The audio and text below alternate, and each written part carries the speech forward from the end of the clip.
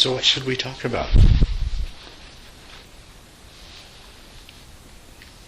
Needs to attend. Well, I'm interested in the inner winds and how they, move me around and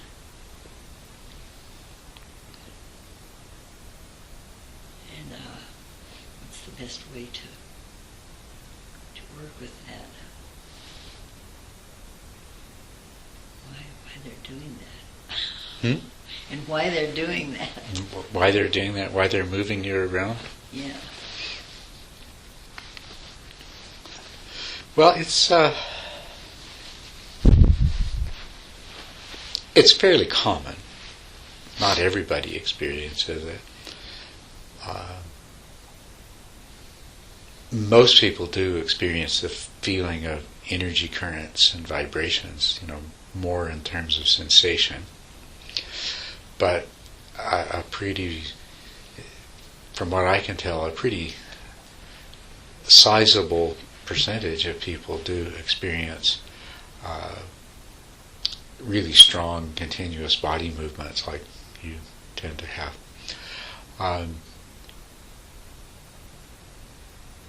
And everyone has some kind of movement, even if it's just, probably the simplest form they take is usually some sort of twitching movements of the extremities, or sometimes it would be like tics of the facial muscles, or just a rocking motion, or a rocking or kind of a circular motion, but it can become really strong and continuous and jerky. It's the whole phenomenon of the experience of energy movement and the sensations associated with it, and then the bodily movements, is something that it's treated really differently by different, in different traditions and by different teachers. And there's a lot of storytelling around it. So you'll get a lot of, if you were to ask your question to different people, you'd probably get a few very different sorts of explanations, and sometimes they're very complicated. You remember I've talked to you before about the sensations and the kind of advice that I give to people when they're having really strong feeling of energy currents and blockages and things like that. We talked about that one day not too long ago. Remind me. Well, it comes out of my understanding, based on my experience and the experience of people that I'm working with. My interpretation is that this thing that we call energy, chi or inner winds, or all of these things, different names given to them, that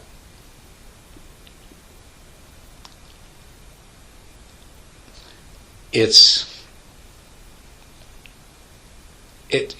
an expression of the connection between the mind and the body, and maybe in the most fundamental sense, it's an expression of the way in which the body is really generated by the mind. And so when we get more and more into meditation and into calming the mind, and this is connected to another thing, is that the mind, as you heard me say many times, is a lot of different processes that are taking place simultaneously that we sort of think is one thing, but it's not. It's It's a collection of different things. And part of what's happening as our meditation practice deepens is a unification of the mind, a drawing together of all these different processes so they start to function more and more in alignment with each other.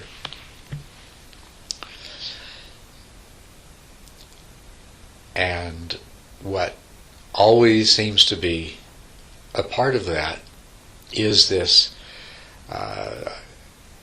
experience of the body as a form of energy that's constantly moving. And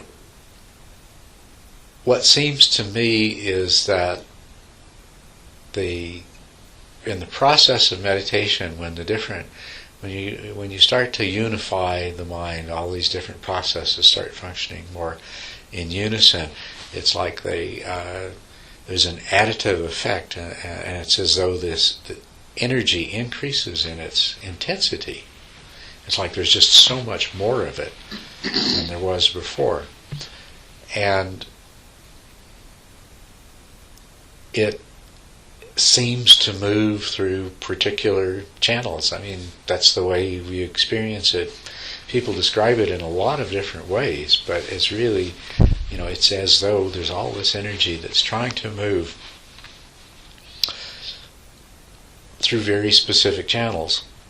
And there's a factor of whether the channel is adequate to accommodate the amount of energy that's flowing through it. And then there's a factor of obstructions, blockages, so that at certain points the energy doesn't seem to be able to move freely. And there also seems to be certain imbalances that people start off with, where energy tends to move in particular ways and not in others, rather than a more uniform way through all of the different channels that are there for it to move through.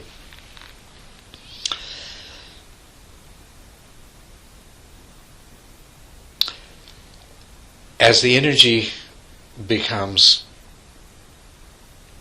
more intense, people become aware of it and they feel it, and it manifests in, it feels like vibrations, it feels like electricity, it feels like pins and needles on the skin, it feels like shivers and the hair standing on end. And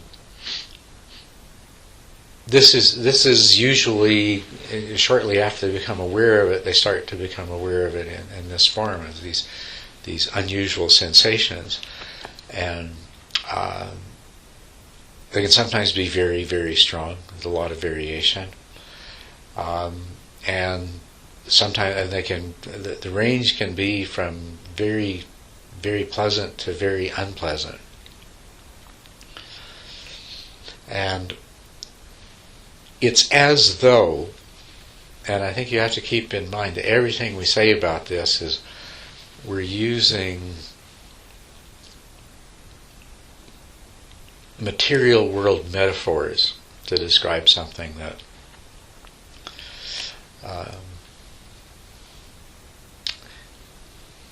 isn't really very clearly and easily understood. It's as though the energy builds up more quickly than the body-mind complex, where the channels that it moves through, more quickly than those channels can expand or adapt or open up. And so it's as though you've got a whole lot of energy moving through a system of channels that aren't really quite ready to accommodate that much energy, and so that's why the strong sensations come up. And then when they encounter obstructions, people often experience pain, discomfort, certain things like that. And the movements, and once again, this is kind of my way of interpreting it and my metaphor for it. It seems that when the energy that's been generated can't be contained within the channels, either because they're just not open enough or because there's some obstruction there, it often tends to overflow. And when it overflows those channels, you get a lot of really strong movement of different kinds. So you can get the really subtle movements, and what seems to me is there's two ends of a spectrum. There's the movements that are the little fine twitches in the hands, things like that, and the face. And that's sort of one end of the spectrum. And then the other end of the spectrum is there's a really large body movement, like the whole body rocks back and forth. But sometimes when it's really intense and when it goes on for a long time, it'll spread and it'll start to be, there'll be all kinds of movements that are generated, including things like producing lots of saliva or lots of tears or nose running or, sweating, things like that.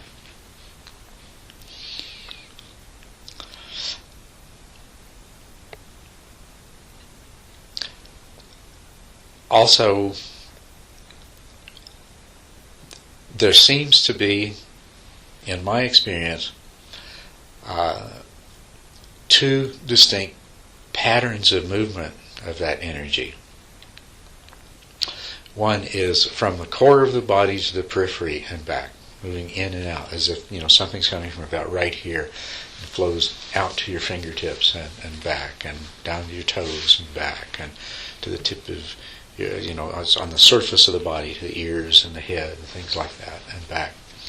And then there's another major energy flow which is right through the core of the body, and it's from the base of the spine right up to the crown chakra and back down. So it's like this, it's as if there's two different energy systems. I mean, sometimes they'll be so distinct and separate that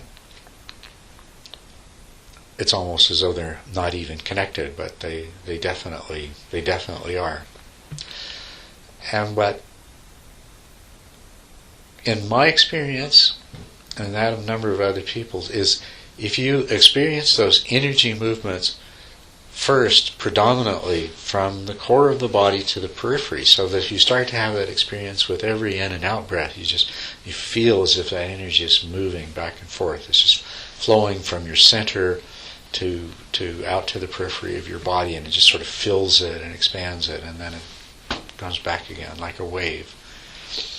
And if you come to a place where you're very often aware of it, even when you're not meditating, and you're very clearly aware of it, and you can follow that movement, then later on, when strong movements up and down deep in the core of your body start to take place, they tend to go much more smoothly and easily.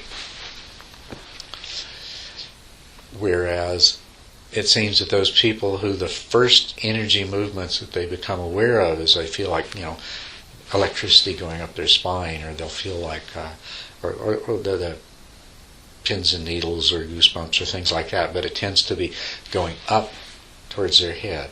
If that's the first way they start experiencing energy, and they really haven't felt that center to periphery movement, then they very often are the ones that have really strong sensations. They often become unpleasant, and they have a lot of movement associated with them.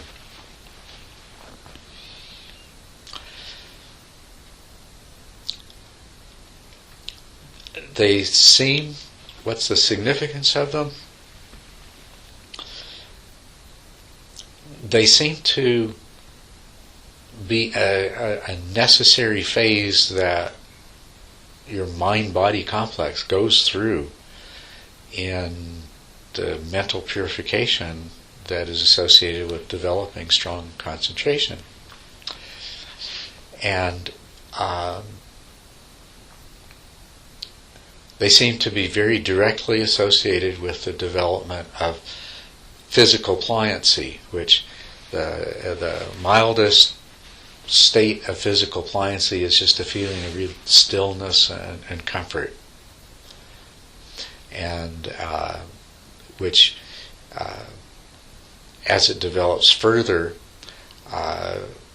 becomes a rather unusual way of experiencing your body.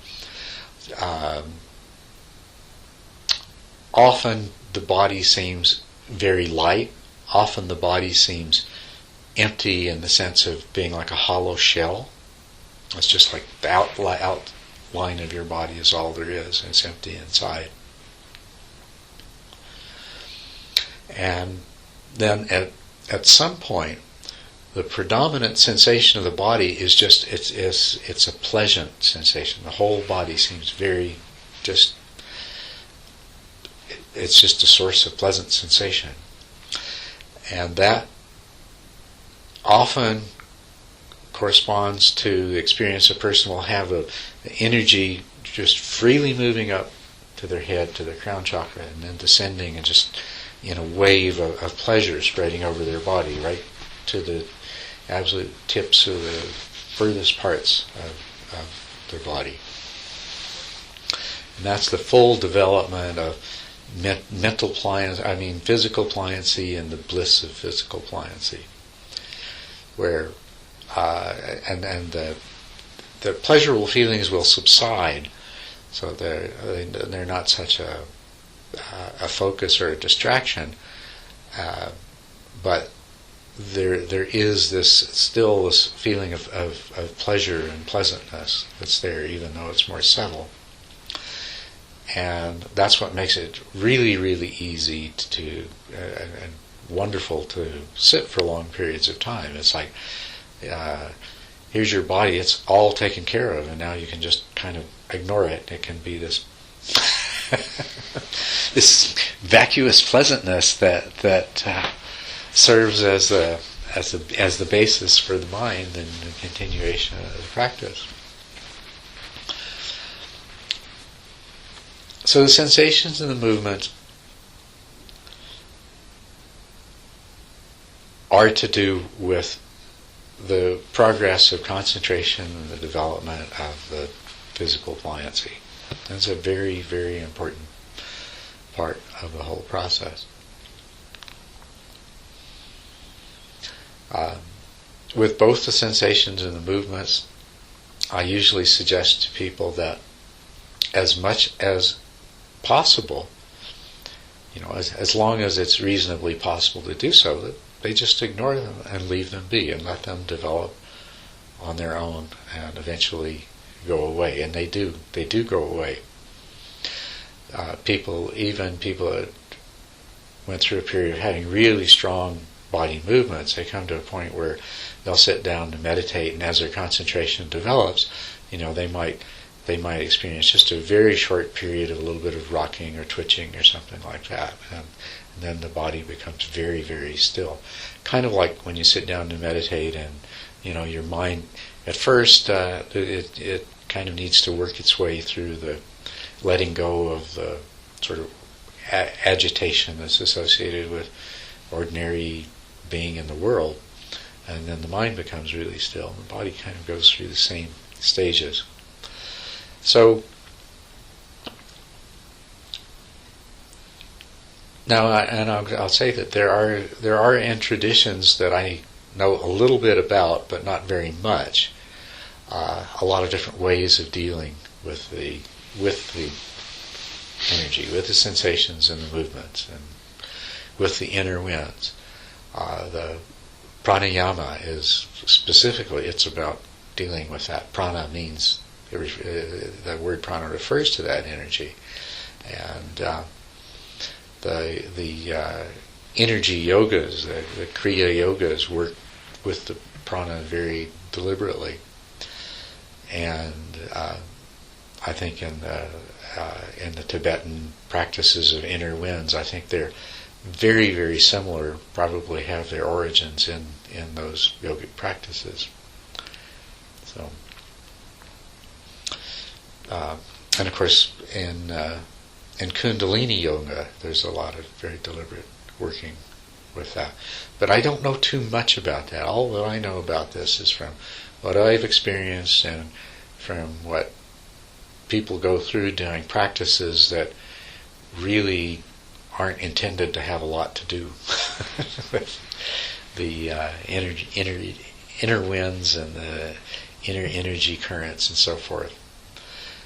But they are definitely something that, whether they're given a lot of attention or a little attention, that they're always a part of the process of the full development of samatha.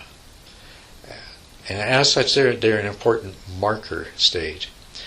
Other things that are associated with the bodily sensations and movements are the inner sound that many people experience, and that when it arises sometimes can be taken as a meditation object. And even more common is the experience of illumination.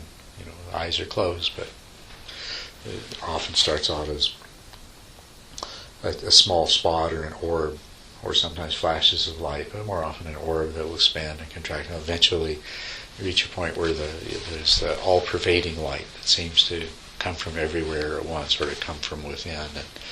And even though your eyes are closed and there's no longer any specific spatial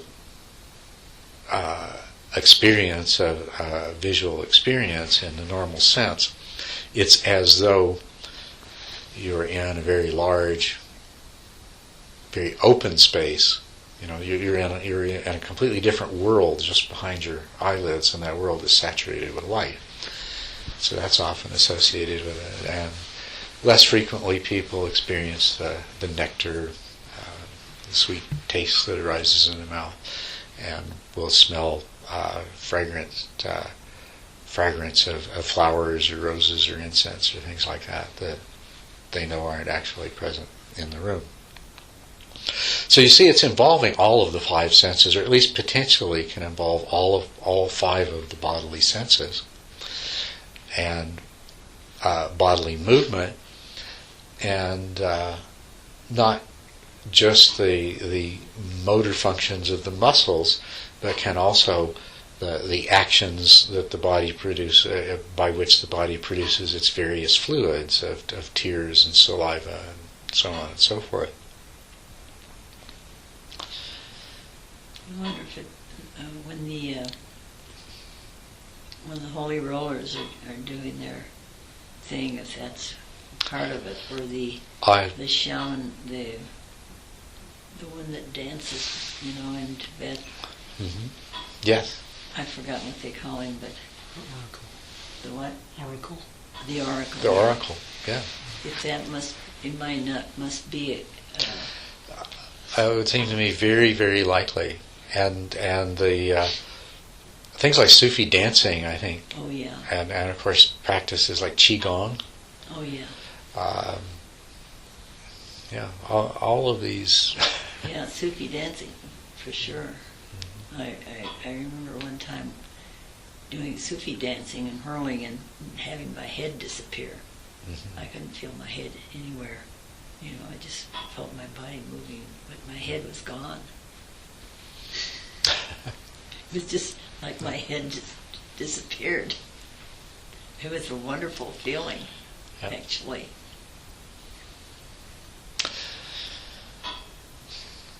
But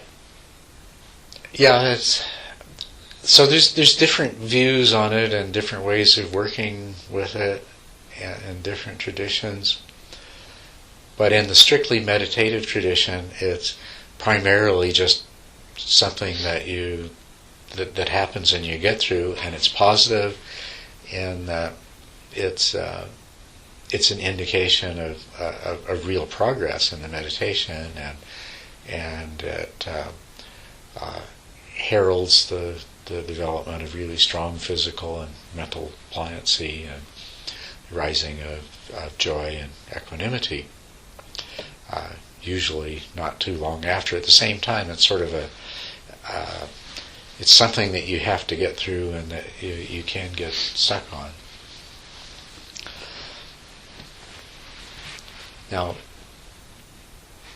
if just letting it be and ignoring it as much as you can isn't successful, then I usually suggest to people that they try to work with it in one way or another, and as much as possible, continuing their practice of concentration and awareness, but just using these phenomena as alternative meditation objects and as objects of investigation. A lot of the same things that people experience with focusing the attention on pain during meditation will apply to these sensations and sometimes the movements that accompany them, which is that when you first direct your attention to them, it seems to intensify them, but after a little bit, you manage to become very much an observer and dissociate from them. And then sometimes at that point, they'll lose their disturbing quality and you can just continue on with your practice. Sometimes they'll disappear entirely. Other times, you might spend a lot of time meditating on the bodily sensations that you're experiencing and the movements that occur in association with them. If it seems as though there's specific locations in your body that represent blockages to the energy of the movement, then you can use the principle of that this energy follows awareness. And so which means if you place your awareness somewhere and search really carefully for the energy, then the energy shows up there. And the more you do that, the stronger that it becomes. And so in this way, you can diffuse the energy by directing it away from a place where there's a particularly strong block. Sometimes you can lead the energy through the block by directing your attention beyond the point where the blockage is and just basically drawing the energy through there. And the other thing about it is it seems like when you can get the energy to begin to flow through a place where there's a block, it clears up the block, it cleans it up, or whether there's a constriction or a narrowness. So if you can, if you have any success with doing that, like if you feel like there's a block in the neck area, for example, and so you put your attention on feeling the energy moving over your scalp and your ears and things like that, and sometimes that can just pull the energy right through that block, and as it begins to flow, that block will disappear.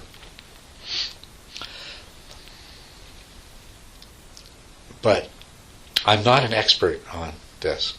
In my own personal experience, I didn't have to deal with a whole lot of movement, just minimal kinds of things. And interesting sensations from time to time, but not any of the real difficult, uncomfortable ones that some people have. And I haven't received the only teaching that I ever received about sensations and movement was just basically blown off. It's not important, ignore it. You just ignore it. And I guess that's still the sort of core thing that I say, but in working with people, I've realized that a lot of people that's not helpful at all. To just tell them it's not important and ignore it, because they're really strong, they're really intense, really disturbing, sometimes really uncomfortable.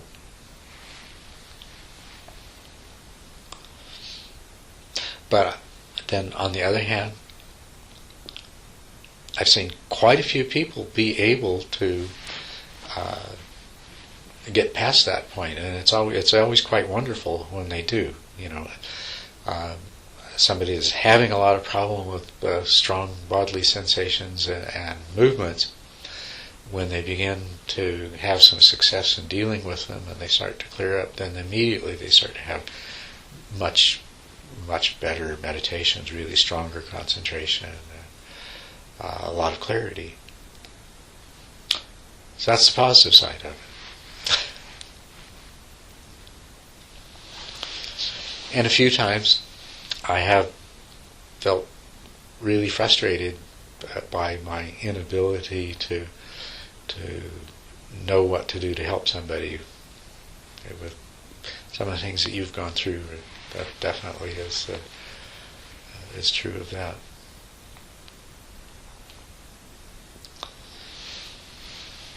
Well, I didn't get nauseous today anyway. Mm-hmm. So that was the worst thing. Mm-hmm. And it seems to me that over the last few months, you've had maybe less frequency of these difficult things, and more times when you've been able to deal with them more effectively, or they've been. But this is wonderful. You don't have the nausea. Yeah, that's a big help. And when you don't have the nausea, do you also not have the feeling of pressure in your head? And the pressure in my head?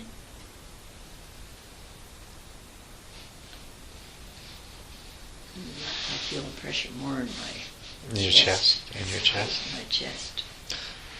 And sometimes in my throat. In your throat? But it has changed a little. You know, it's been a long time that I've been doing these things, and they really began through the tantric meditations. Mm-hmm. They really began From doing tantric meditations. Were they meditations involving? They were meditations involving the central channel. Okay, yeah. That doesn't surprise me, yeah. So. But I like the idea that you said of doing more general out into the body and back. Yeah. And that might make the other work better. Have you had that experience at all, or very much, of the being able to feel the energy moving in and out? It hasn't been as easy. I never thought about doing it before until you mentioned it, I think, a few times ago or so. And in my later meditations, I've been concentrating on feeling like my whole body is moving in and out. Mm-hmm. And today, like I was telling you, I think I felt very successful at feeling that it was just a pile of flesh and bones sitting here on the cushion, and there were times when I couldn't feel anything in my arm, like it wasn't even there, and you know.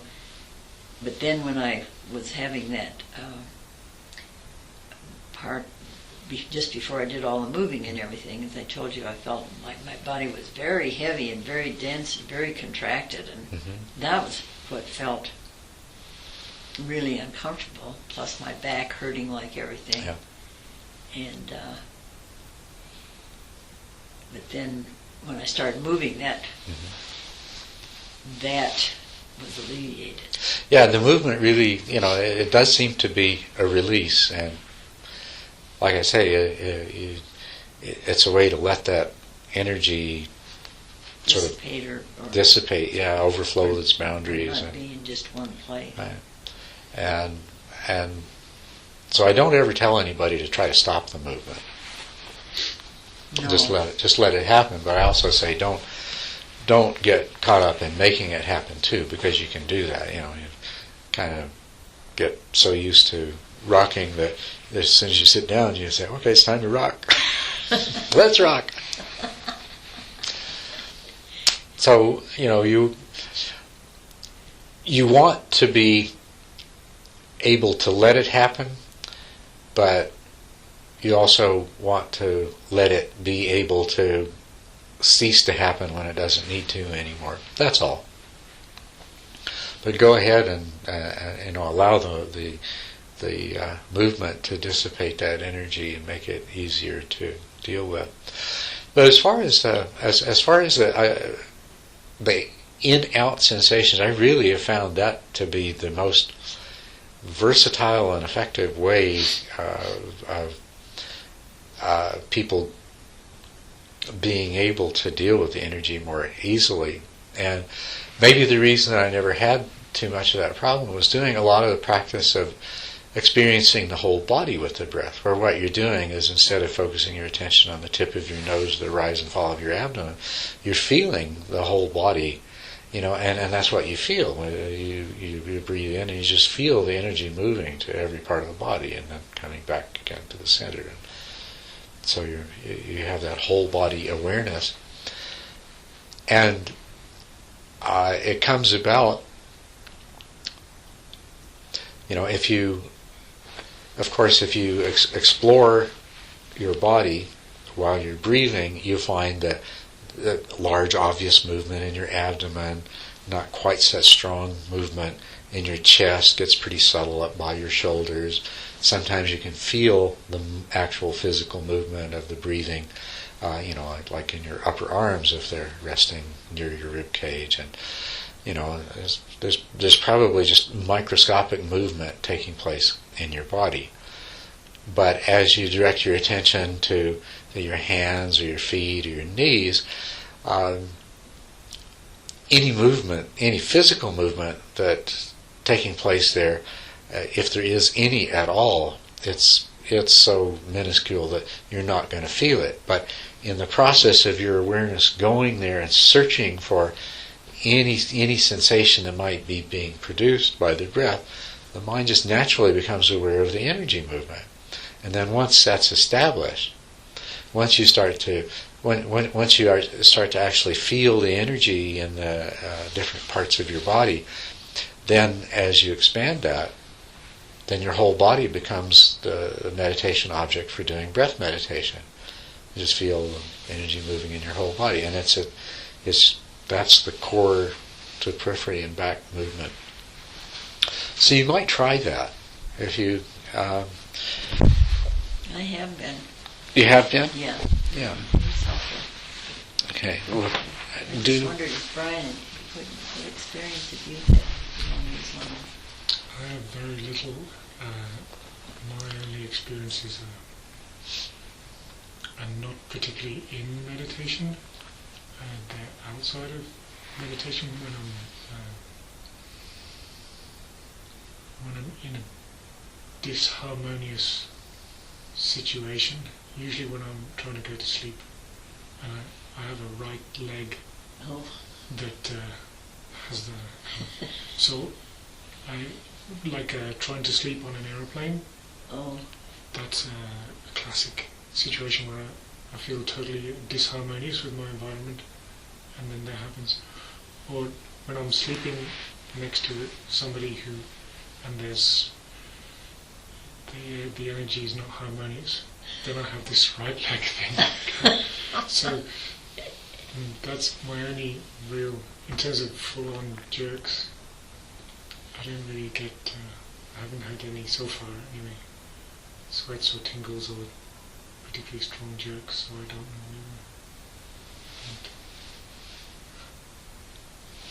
That's just the way it is. Some people just don't ever have anything like that. And others it's very intense for. Well, I see various people at Diamond Mountain. You probably be doing this. There's a whole chorus of them at Diamond Mountain. Yeah, and that's how I started. Should get everybody to just calm and down. It's so much connected to thought.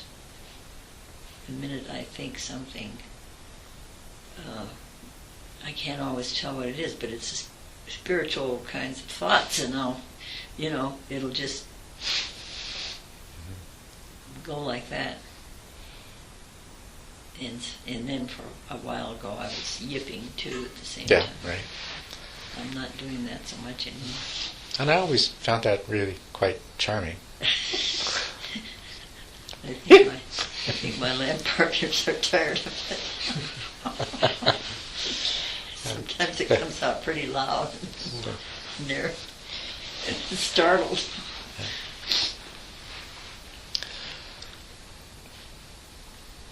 Well, thanks. I think that's... As you know, I've said this before, how much I wish I knew something more, more immediately useful that I could give you. But I do think that just becoming aware of that more peripheral energy movement will help. It'll familiarize you Makes sense with it. to me.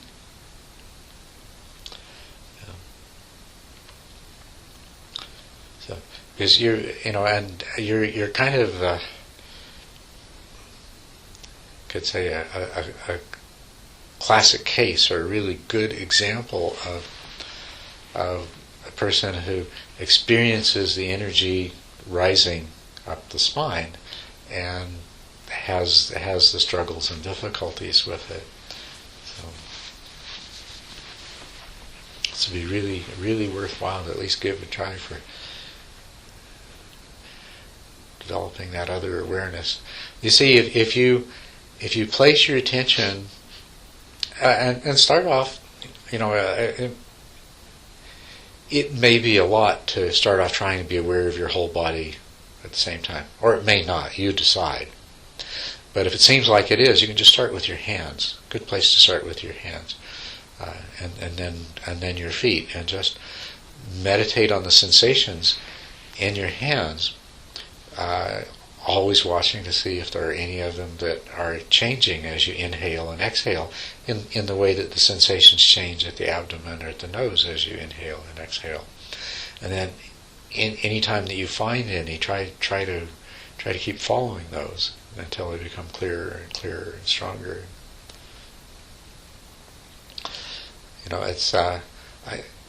It's for me right here while I'm talking to you. I can feel it. I can feel the energy movement. Well, we should be aware of it all the time, right?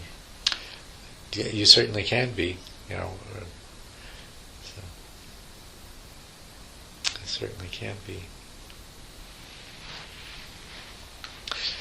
How's your back been since we talked earlier? It's not bad. It's not bad. It really isn't hurting at all. I can see it's a little bit stiff, but it's not really hurting. I'll do what you can, just mechanically, to keep from Well, I putting did unnecessary. sit in that chair over there, the late afternoon sit. I did sat in there. And that chair holds you back pretty straight.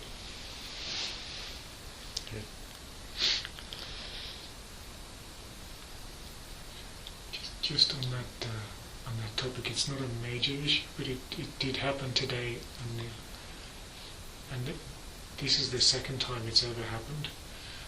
And the other time was in a retreat, and I have a burning come up, and today it was very obvious. It starts from somewhere down here, and comes up. And then it feels almost like a cough, but it isn't. And then it comes up, and then there's a burning sensation in the right side. So I have it makes today with my right eye in T, and it kind of comes out, and then comes out the nose like a burning. Mm-hmm. And when it happened, this was like a year or so, over a year ago, I ended up with little blisters or sores coming down from my nose to my lip, and both times it was odd. It came up, and it happened earlier today, but I thought nothing of it because it was over. It moved reasonably slowly over the course of a couple of minutes, maybe, and but then it was gone, and there was no. effect that happened afterwards, or it didn't, it just went right back to the normal meditation and didn't do anything. But have you ever experienced anything like that? And have you any idea what that was, or just a weird phenomenon? I haven't personally experienced anything like that, but it's very reminiscent of exactly what we're talking about, this energy rising and opening up a new channel that maybe hasn't really been flowing through before. So it's not really a concern, it just seemed to be in the same ballpark, just in case it was. It sounds to me like a minor example of the kind of thing that we're talking about. I mean, minor in the sense that it only takes a few minutes and it's over with and doesn't leave any.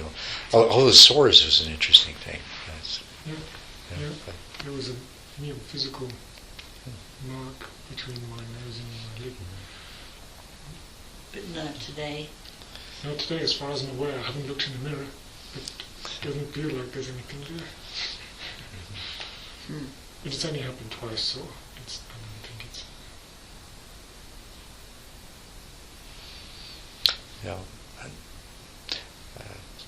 That would be how I would be inclined to identify it, and certainly if it's not a problem, then it's just one of those things. There's a lot of those things that happen from time to time. Well, in that heat source that's in your solar plexus, there's, that makes sense. It would be coming from there, that heat. You really want it to happen. Sorry? You really want it to happen, don't you? To have that heat. Oh, the tumor? Yeah. I hear it can be useful, but again, if we don't know how to use it, I suspect it can be uncomfortable. It can also be, unless you know what you're doing, it can also leave you devastated for several days. Or it can happen like, what's his name that got paralyzed? Who? The man that puts out those films in Tucson. Oh, yes, right. What's his name? I know who you mean. I just talked to him the other day. Yeah. Yeah.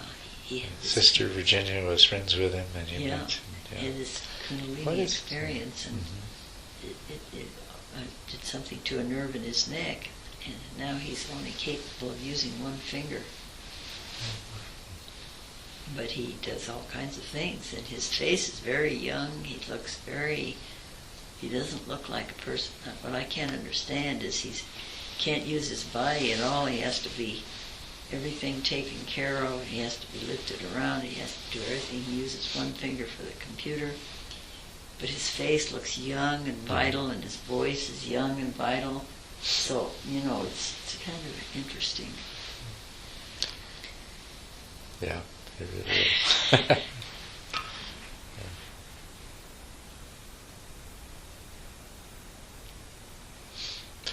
So, that's all I can tell you about the energy and my suggestions. That sounds fine to me. Is there anything else that... I don't have any other questions right now. Or anything that you're interested in just exploring or asking or thinking or talking or hearing?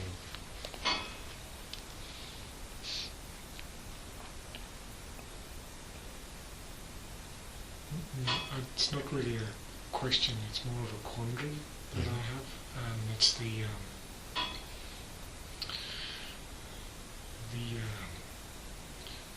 separation from emotion that seems to kind of be encouraged, and maybe I'm encouraging it myself, that in a more reflective, and certainly in a meditation, if there's a thought or an emotion come which I decide isn't particularly helpful or is slightly disturbing in nature, then there's a separation from it. And then I'm concerned that I'm developing the quality of being emotionally cold. Emotionally cold. Through being so habituated to separating from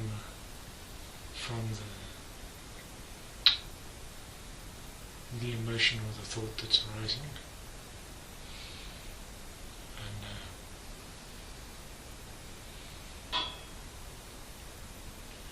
I don't necessarily see that as a good personal quality, but it does seem to be something that's developed in meditation. When you can see that that's something that's happening that isn't the essence of you, it's just something that the emotions or the mind is throwing up, and you watch it and don't really engage with it too much. Well, for most thoughts and emotions, that's probably a good thing. That's kind of my opinion, but Yeah. but I'm concerned, particularly going to visit family and stuff like that, and then when there's a delay in reaction, then they interpret that as being Aloof. or emotionally cold. And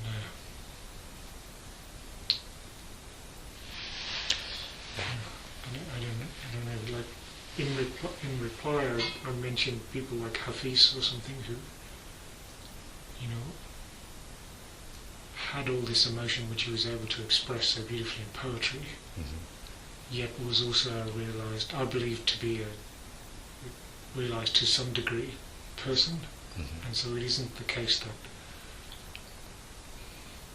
the capacity to be aware of what's arising means that you become cold. Well, there's no need to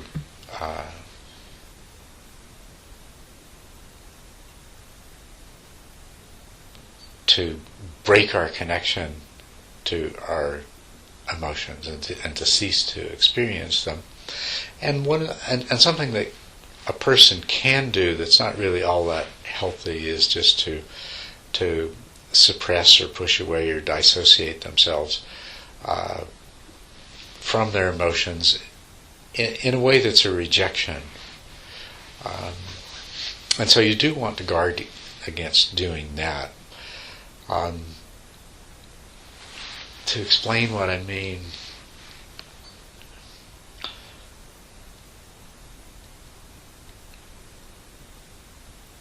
you know how a gentle, loving parent can respond to the emotions of a child,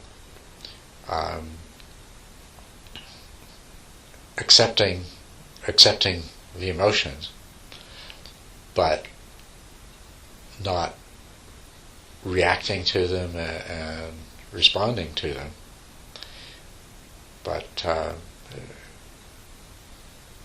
so this kind of a parent with a child may manifest some very selfish emotion, or some anger, or throw a bit of a tantrum, or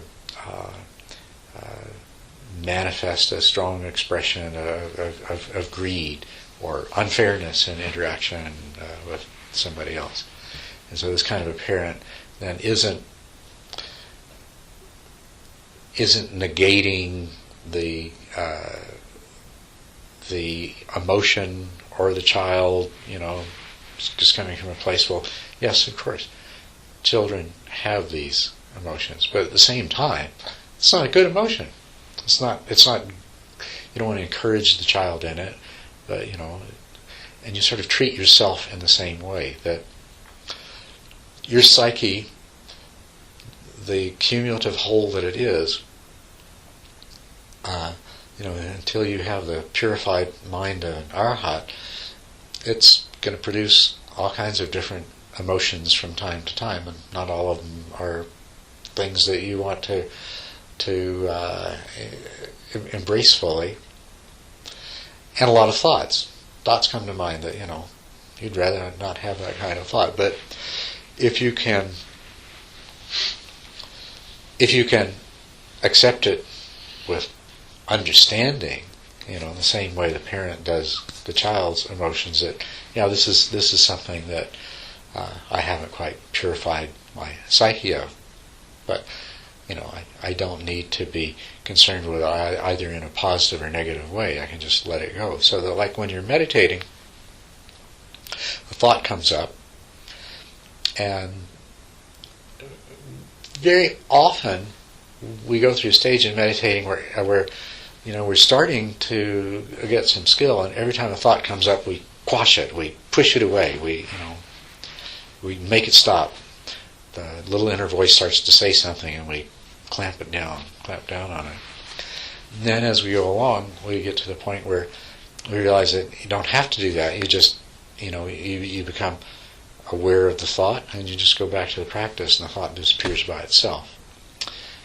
And that's really the place that you want to be with emotions and thought in your meditation.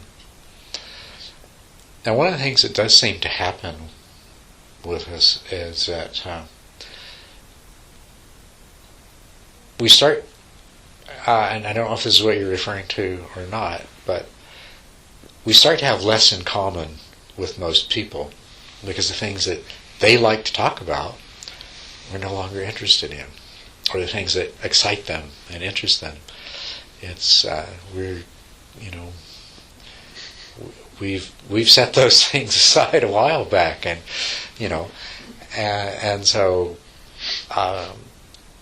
and then sometimes in certain circumstances, sort of we have to play the game and go along with that sort of way people talk and interact. Is that the kind of thing that you're talking about there? Yes, yeah. Yeah. I think the best thing, and perhaps the only thing to do, is to and it's something that I'm trying to learn to do, and it's not as though I'm very good at it, but it's trying to remember to come from a place of love and compassion for the being. So, sometimes, how do you deal with somebody that you're together with some people, and they're right into this gossip, the gossip thing, telling stories about friends and neighbors and stuff. What do you do?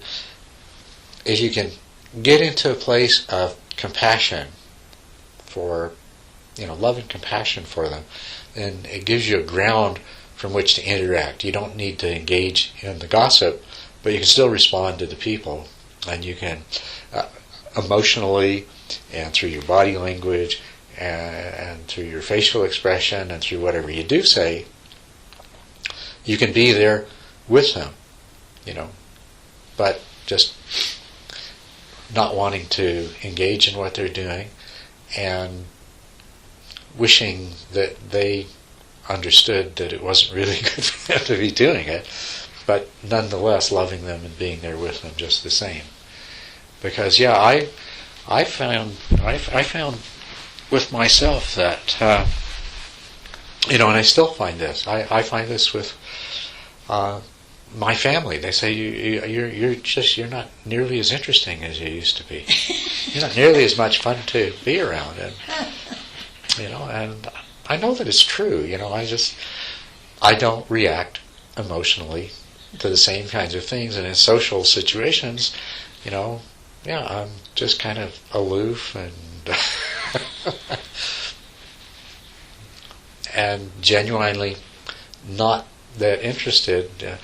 People start, going on about politics and weather and things like that, and there's a certain amount of interest there, but not at the same level that. And when people start talking about television shows, then that's just. I don't know if you. It doesn't happen to me very often because I'm not in those kind of circumstances very often. But if you know what I mean, you're sitting with people and somebody says, "Oh, did you see so and so on television last night?" Yeah, and this is happening in that series, and it's like, wow. They're talking about all the movie stars and all of, yeah. They tell you the whole story of some movie. You don't know anything about what they're talking about, and they're obviously fascinated by it. I don't know if that's helpful, Brian. But yeah, genuinely, I think what happens to us is as we cease to be caught up in the same sorts of things and the same and no longer share quite the same basis for emotional interactions with other people, we have to learn to adapt. But through becoming more emotionally warm rather than emotionally cold, I think that's the only solution. It's such an incredible opportunity when it's your own family, because that's when you're really put to the test. And yeah. and or people that you're associating with all the time, of not judging them, or seeing that you are judging them, and trying not to judge them, because they always know it. They can always feel it. But I think it's also an opportunity, like you're saying when people are talking, gossiping, that you can be with this group. I mean, you're there, you're going to be there for a couple hours or whatever, you're there in the place. You can either get very judgmental and withdraw completely from the whole thing, or you can feel that they're in that place, but then again you've got to be sure that you don't look at them and I'm better than you, because it's such a tricky thing to. At least this has been my experience of, I've done it so many ways, and the one that I don't like is sitting there not speaking because I'm judging, or sitting there and feeling, well, I'm above it all and you guys just don't know what you're doing. And, it's tricky. It's the test. It's the teaching. Yeah, it's that. That's not really the thing that was bothering me. It's just the meditation technique. Yeah. Which I do every single day, and then I worry that training is developing an emotional shutting down, which is accidental. I don't really feel that. When things go not so well in my life, my meditation is greatly disturbed. Your meditation, right? Is greatly disturbed. So I personally don't think that that's happening, but it's been noted that there's kind of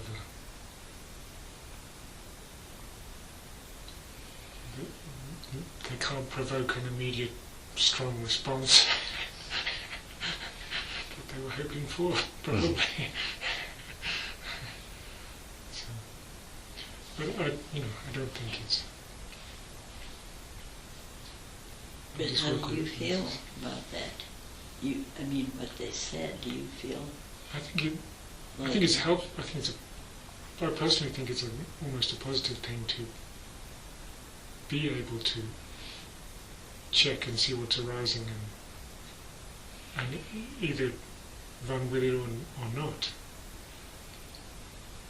But I don't want it to get into the place where everything goes into monotone. Mm-hmm. Yeah. Well, I think it's very good to be aware of that as a possibility and something that you want to avoid, because it's about opening the heart, not closing the mind. So, but it doesn't sound like it's really a problem, and it's really good to have that awareness. That's what will help to keep it from being some sort of negative byway that involves a rejection of emotions rather than just allowing them to come and go. Another thing that happens is as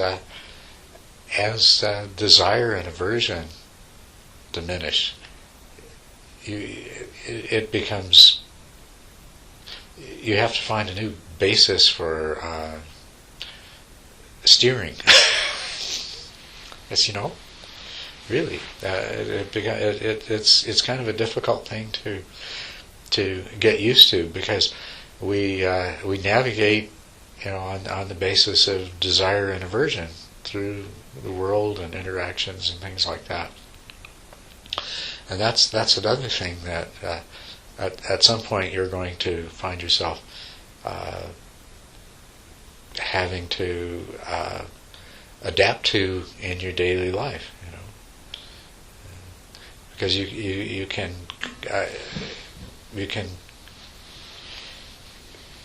seem, at least for a while, to be just uninterested and uncaring and unmotivated, and just for the simple reason that you're not always grasping after something. Yeah, you're definitely out of the swim of the ordinary life. Mm-hmm. But but there's so much wonderful work to do that when you sort of orient yourself towards that, then that sort of replaces everything else. Just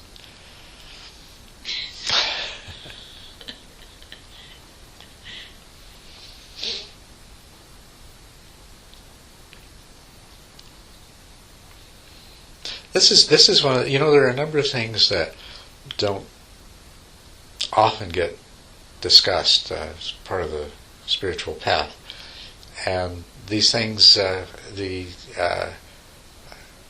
seeming emotional aloofness or coldness or emotional apathy. This is something that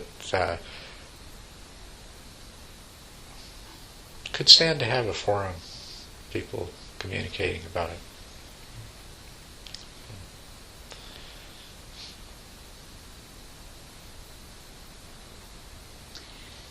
How to be in those situations and be of value. For instance, if you're sitting in a group where everybody is gossiping like crazy, you're talking about the things you were talking about, the politics or the weather or something like that. Right. and you're able to be with them instead of being disgusted and impatient, but you're not entering into it. Then it's a teaching to them. That's right. And they respect you. That's what I've found. Yeah. And there is a definition of skillful means which I really like, which is that skillful means is helping to direct other people away from unwholesome mental states and towards wholesome mental states.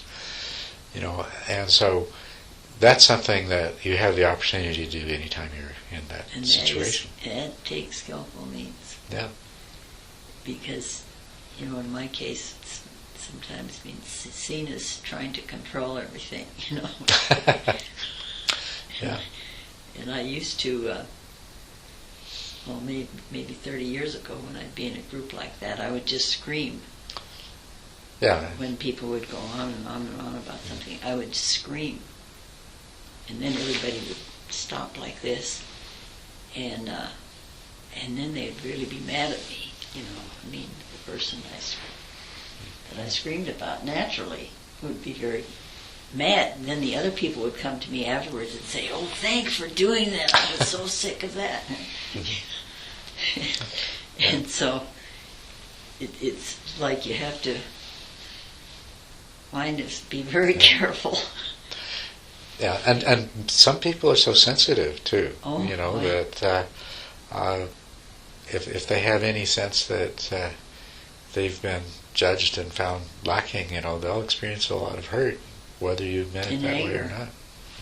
And anger, and yeah. So yeah, you have to really be careful, but.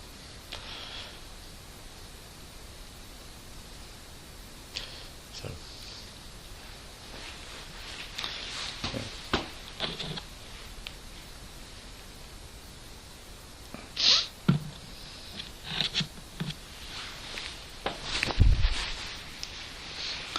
So,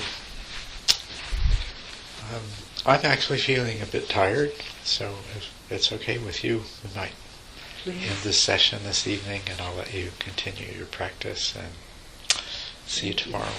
Thank you so much, Master Culadasa.